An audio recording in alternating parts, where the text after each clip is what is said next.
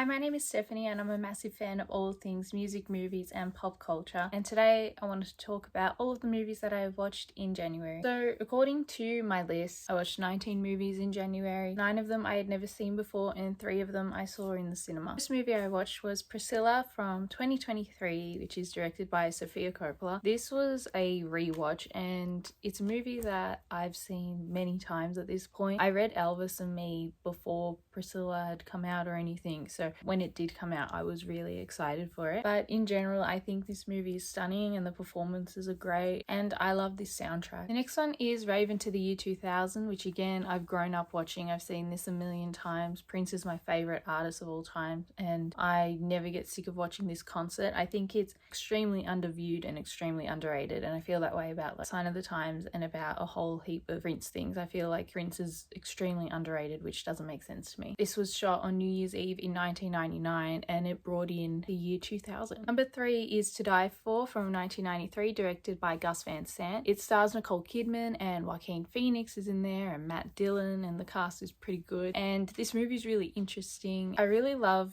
Nicole Kidman's performance in this movie. I've seen this movie now I think twice. I watched it a while ago and even trying to get this DVD was like so hard for no reason, but I love the look of this movie. I think that the script is really clever, the characters are interesting, and her performance is amazing, but that goes without saying. Number 4 is The Princess Bride, which I had never seen before. It's directed by Rob Reiner and it's from 1987, and I really enjoyed this movie. This movie was on my list for a while because it's, you know, considered a cult classic and people who love it really love it, and that cast is like stacked and it's really fun and funny. Like, it's a great family movie, so I understand the hype and the pop culture references and everything that surrounds it. Number 5 is another movie that I hadn't seen before, and that's Basic Instinct. I've had this DVD for years at this point, and for some reason at like 1 o'clock in the morning in like the first week of the year I was like, it's time to watch Basic Instinct, and I did, and I really enjoyed it. I enjoy these like 90s thrillers that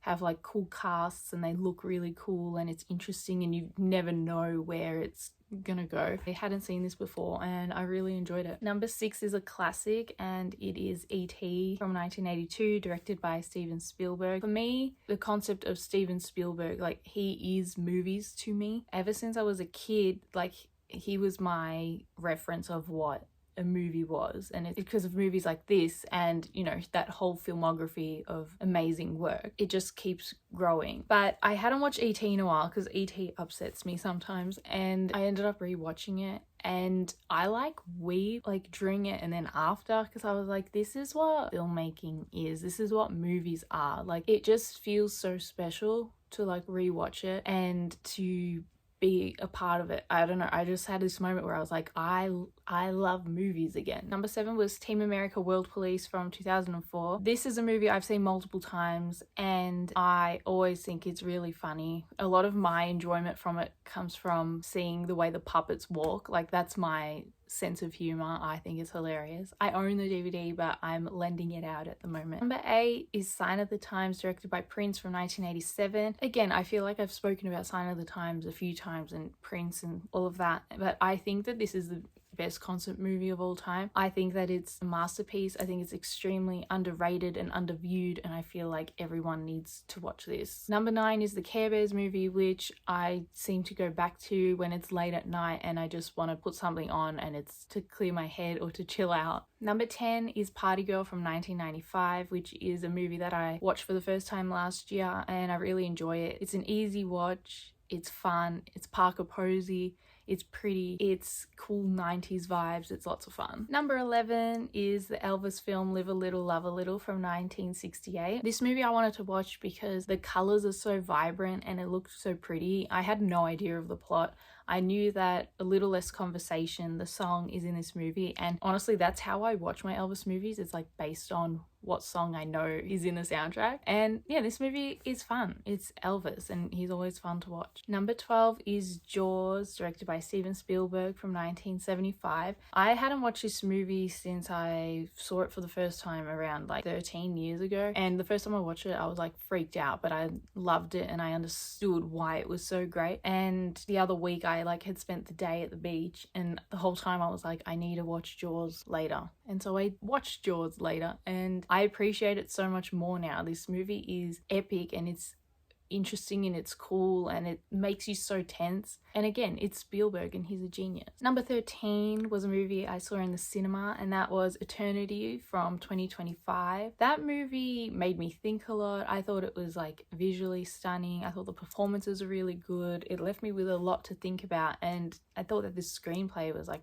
really good. I really enjoyed the journey of that film. Number 14 is another movie I saw in the cinema, and that was Three Women from 1977. It stars Sissy Spacek and Shelley Duvall, and it's directed by Robert Altman, and it's a movie that I'd seen stills for years and I could never find it anywhere to watch, so I went and saw it in the cinema, and that was really interesting because I kind of went in not knowing anything about the plot. So I just went in and was like, I'm letting this happen, and I thought it was really cool. Number 15 is Marty Supreme, directed by Josh Safdie from 2025, and I loved this movie. I've been thinking about it ever since. I know it came out a lot earlier in like other countries, but Australia only got it like a couple weeks ago, and so I had to see it the first opportunity I could, and I loved it. I was like locked in. The like 80s soundtrack was like amazing, and it just worked so well, and everyone in the cast was amazing, and it's so interesting. And like,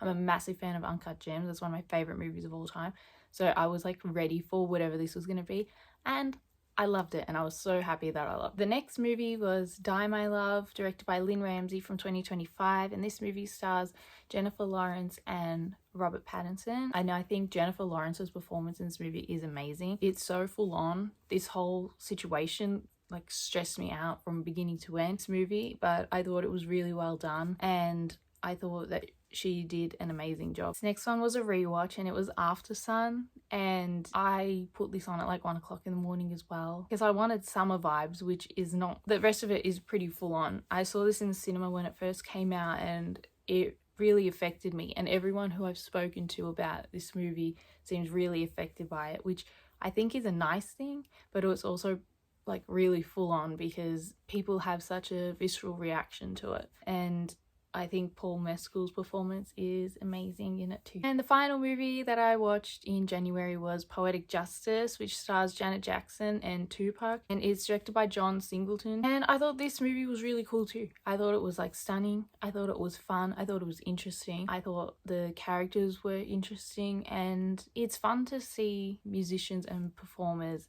act as well. So I really enjoyed this movie as well, and I've been wanting to watch it for so long. So that's the list of movies that I watched in January. I am keen to watch a lot more in February. My mission is to try to watch as many movies nominated for Oscars as possible. I'm on my journey right now to do that. But thank you for watching this video if you made it to the end, and I will see you in the next one.